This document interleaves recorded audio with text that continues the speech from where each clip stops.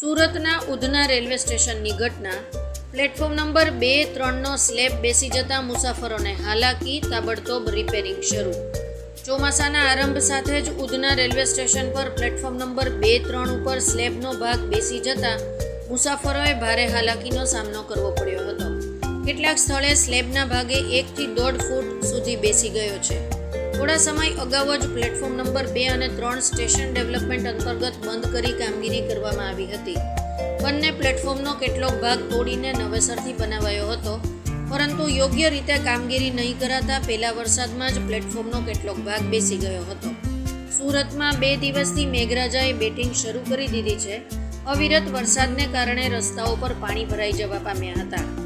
આ દરમિયાન Udhna railway station પર પ્લેટફોર્મ નંબર 2-3 ઉપર સ્લેબનો ભાગ બેસી જતા તંત્ર દોડતું થઈ ગયું હતું.